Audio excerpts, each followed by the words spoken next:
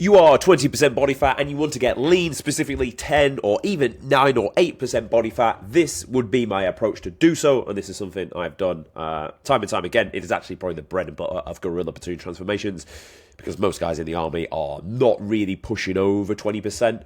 This is how we're able to churn out a fair amount of results within 12 weeks. So let's fucking dance and let's get after it. If you're new to the channel, welcome. My name is Tom Sergi and I run the Gorilla Platoon. This is an online physique transformation program where we get results like this each and every week. And most of you probably are starting anywhere from 18, 19 to around 23% body fat. So this video will be very relevant for you. So let's waste no time and let's dance. We're going to speak about how we are going to get you there. First thing we want to do is understand your setup and get you to the right amount of feeding. Now, there are many calorie calculators you can use online, but I decided to create my own because I do this fucking full time, so it's probably a good idea to do so, right? So from there, you are going to want to work out what sort of a deficit should you be in. Now, if you're 20% body fat, you are not a fat motherfucker. And I want you to understand that. If you're not really fat, your deficit does not need to be so aggressive. You can always pull more later. Don't be a fucking massive calorie deficit fucking merchant. We can always take from food after. Always. So what you're going to do is understand and establish your maintenance calories, and you're going to sit just below it. Just 200 calories below your maintenance, and then you're going to rinse and repeat that out for 1 week. The way I like to approach it is I'll take your scale weight, 85, we'll work out your body fat percentage relative to this graph here. You're never going to be perfectly 20, you may be in between, you may be just over, but body fat guessing is always just an estimate at best. Again, this is my approach. I like to work off body fat because ultimately the goal is to get you from X to Y, body fat percentage, but the calorie calculators online will estimate yours roughly, and it's always just a starting data point. Don't take it for gospel. The only way you're truly going to know is after week 1 of your plan. So what we do is work out RMR, times it by your activity. Obviously, it depends. So who's at a 3.5? Your sedentary people, they're in offices most of the time. They get about here and there. Maybe they train 3 to 5 days, but they're fairly sedentary. The average human being is just a bit more active than that. Moving around, gets around 6-7 K steps per day, trains 3 to 5 days a week. Your active motherfuckers are your people in construction, my boys in the military, and there you're going to times these by different figures. So 3.5, 5.5, or 7.5. You're going to times this by this, and that's going to give you your maintenance calorie target. Now for you, this individual, you're going to sit just below maintenance. So your maintenance is 2.850. We're going to come in at 2.616. So just a little bit of a deficit to begin with. How you work out your macros. For someone that's 20%, I can confidently say, if you go at 1 gram per pound of body weight, that's going to be fine for you. If someone's 30, I'd say it's a little bit too much because body fat doesn't require protein, only lean tissue does. I like to go for lean tissue, so in this analogy of 85 kg, 20% body fat, 68 kilograms lean, times by 2.4, give us 163. Fat set to 20% of the target. 58, and the rest is filled with carbohydrates. So this is how I would structure the setup of your diet. And then let's just look at how we would structure a meal plan for that, for example. So this is just the, let's go for, here we go. This is a general diet. Obviously, let's take for argument's sake, to save messing about with time.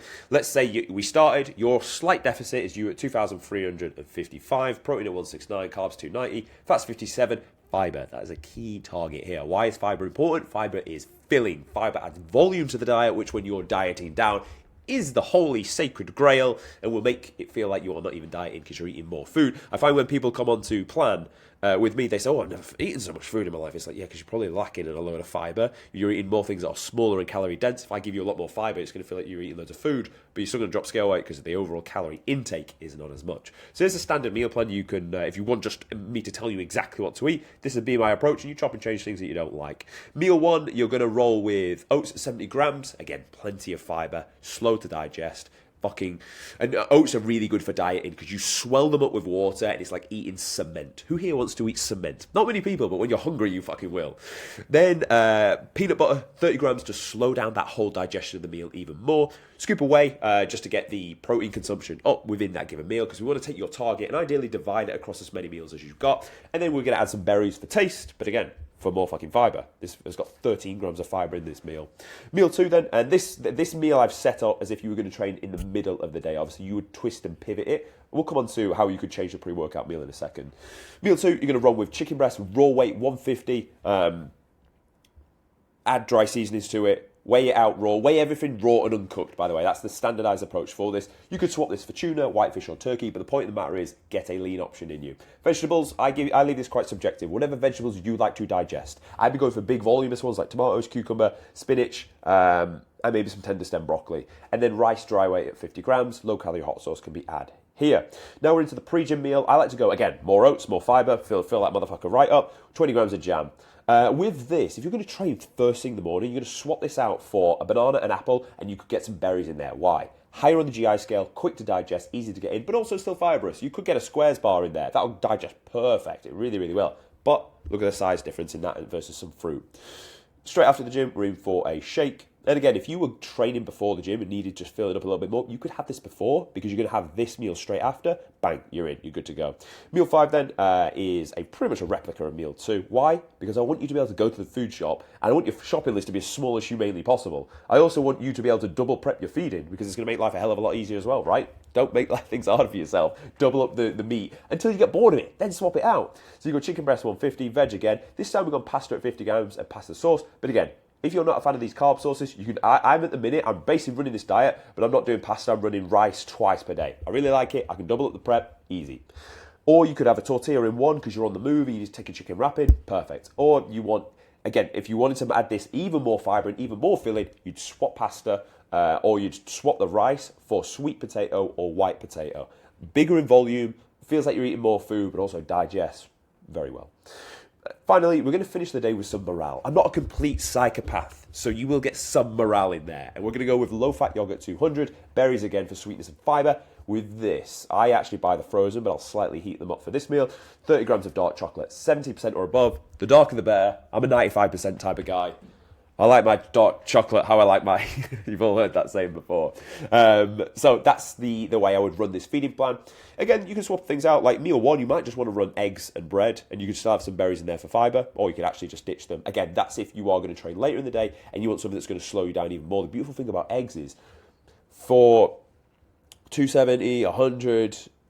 for 670, make 10 eggs is around 700 and something calories. I know because I ate it for a long time this year. You can get a lot of hard-boiled eggs in there. And if I make you sit and eat like 6 hard-boiled eggs, you're going to be bloody full by the end of it. So you've got options, you've got tools. So that's how I'd approach the feeding. Now, the next question is, how would we approach the training? Well, the training, again, would depend on a few factors. So first of all, your training age and how many consistent days you can train. Again, if you are new to training, 3 days is enough. Stimulus, look at it as a dosage. You don't need a tablet that's going to cure cancer for your headache. You don't need 5 days of training stimulus if you're brand new to it. 3 days will be enough. And you've got 2 ways to approach it. You can either do a full body 3 times per week, or you can do a upper, lower, upper if you just want to smash that upper body. Then if you're a little bit more equipped and have 4 days to train, plus you've been training for like a year or so, go to a full body push, everything on the front of the body, full body pull, everything on the back of the body. But the staple program I like to use is this one here, and it's the exact one I run: push, pull, legs, then a rest day, chest and back, and then arms and delts, because I'm gearing my results around an aesthetic upper body physique whilst not completely neglecting the legs. That's why everything gets double the day and enough volume. Little tip, as you start to enter towards the depths of the dieting phase, you will find that glycogen is low because carbs have been reduced eventually. Obviously, we're going to keep them as high as we can for as long as we can. Fatigue is going to be high. So food is low, fatigue is high, and you're looking to really be decisive in how you can train and actually still get more out of it. This is the approach you can take. You can do a top set, 6 to 10, fucking send it to the moon on that heaviest set, lift as much as you can, and then you're going to back off by 20% and do a 12 to 15. It's going to combat with the fatigue accumulated, and you're going to be able to approach that next set then with intent. Now, on something like a machine press, you can do 2 top sets or 2 back off sets, because the machine does what? It takes stabilization out of the equation, therefore allowing you to put that energy that would have been spent stabilizing the lift itself onto the direct effort of the working muscle. But likewise, going back to the thesis is still the same. As you enter deep into that dieting phase, you can cut out a back off set, 1 top set, 1 back off set, and be direct with your effort and energy that's going on to the working muscle. That would be my approach for that as you got deeper into the dieting phase. So we spoke about how to set up your calories. We spoke about how to set up your training. We've also spoke about how to set up your feeding. The next thing we would want to look at is how to set up your cardio. Now, I am in the camp of food high, but output then has to be high. Why? Because most of my guys are soldiers, therefore technically athletes, therefore they need to be fit. But so do you. You need to be an athlete, because the athlete is more of a mindset than a title. If you believe I am an athlete, you don't want to be this guy that's on fucking female amount of calories. No offense. You want to be this guy that's like eating a good amount of food, but is also a savage with his cardio. So he's getting heart health. So he's getting the endorphins that come from doing cardio. Gives you fucking, honestly, I'm just about to go knock out some cardio now. Doing cardio gives you great brain endorphins. Good thoughts come from doing cardio, and you just become more of an athlete. So I would highly recommend we start with cardio and keep food as high as we can for as long as we can, because food high will drive performance in the gym. Driving performance in the gym is the only and the biggest factor for you building and also retaining tissue. So that is absolutely sacred. Likewise, carbohydrates are absolutely sacred. We'll come on to how we adapt the plan in a second. But I'd start you on 10,000 steps per day, and I would go quite aggressive with 20 minutes of formal cardio per day, or 140 per week. You divide that however you see fit. You have two rest days, remember, from the 5-day training split. You want to start on something that's non-impact. Now, I look at it as different hierarchies of cardio. I'd be starting on, or what I do start is on an incline treadmill walk. Heart rate 120 to 130. You can do it daily. It doesn't accumulate that much fatigue. And most importantly, it doesn't send your appetite to the fucking moon like a lot of things do. Then if you want to progress it, we've got progression of time. And that is what I would be doing. Let's go on to the point of how we'd adapt the plan. So you've got your photos. You weigh yourself daily. You track your food daily, which we've got worked out for you. You track your lifts in the gym as well. You track your sleep and recovery and make sure you get in 8 hours. And you stack your cardio, which you've done 20 minutes per day and 10,000 steps. Now, after the first week, you're probably going to be in a sweet spot. You'll probably see a little bit of a drop-off just for the fact you've got onto plan, and technically you're in a little bit of a deficit, remember. So then at this point, you can rinse it out for another week. If it's dropping, if it's working, don't change it. Milk the living shit out of it and then change it after that. So let's say we start to see that. You dropped 0.3 across the last week. Nothing worth getting out of bed for. We want to see bigger than that. Now we're going to make a change, and we've got options. You either increase output or reduce input. Remember, we're in the camp of driving performance in the gym, so if we can keep the food as high as possible for as long as possible, we're going to use that option, which then means we want to progress the cardio. So go from 20 minutes daily to 30 minutes daily. And then from there, next time you need to make a change, go 40 minutes daily. 40 minutes daily is a fair amount, but not so over the top. The balance between when is it too much cardio or when should we start pulling from food, it depends on you and your routine. You might just not have the time to do 60 minutes daily. In which case I say find the fucking time. But let all jokes aside, like you may then serve you to pull out 200 calories. Going back to the meal plan, where could we get that from? Well, you eat 30 grams of dark chocolate. That's 192 calories. Pull that straight out. It's a fucking quick win. You will drop really nicely off the back of that for a good week or two. Go again, go again, go again. Still 40 minutes cardio daily. Oh, and you see another drop again. What we got next? Peanut butter. 30 grams of peanut butter. Again, best part of 200 calories. Boom, straight out. Food still stayed high. You're not going to notice a little fucking turd scoop of peanut butter or 3 squares of dark chocolate. But if we start pulling from your carbs, start pulling from your oats, you're going to feel the effects of that. You're going to suffer for the last few weeks of the dieting phase. Now, that's not to be said. You should fucking suffer. You will suffer. It's good to suffer because it's about the man you needed to become to get the abs. It wasn't even about the six-pack in the first place. I'm giving you the raw tactics. What I really want to give you is the raw principles that say the reason why you are an athlete and you are in shape is because you got out of bed early every day. You fucking made your bed behind you every day. You said you were going to do what you're going to do. You drank water. You were a good human being. You didn't hang around with people that are trying to pull you down. You didn't put fucking poison in your body. You trained like a savage. You pushed yourself week in, week out. That's why you deserve the six-pack. But ultimately, we need the tactics to get there. We can't just think our way through it and expect it to come. You need both. You need the tactics, but you need the underlying principles and your North Star as to why you want the thing in the first place.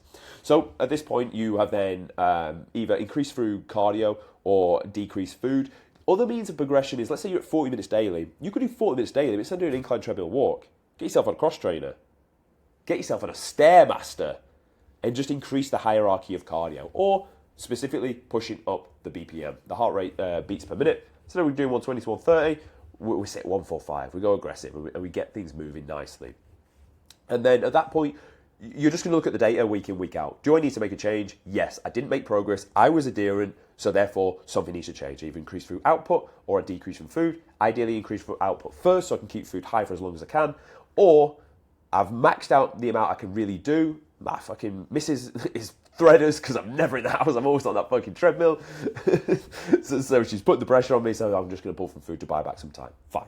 Rinse, repeat, rinse, repeat, rinse, repeat. And eventually you will get to the point where you are 10% body fat and you are fucking good to go and you are happy as Larry, shredded to the bone. And at that point, what do you do next? Well, you need to reverse back out. Because you're 10% body fat, but you've also taken yourself into a deficit. We need to get you back to maintenance. How do you approach that? Simply just whatever you are on, add 200 calories, 50 grams of carbs per week until you get back to maintenance, and you will find the scale will trend up only a few kilos.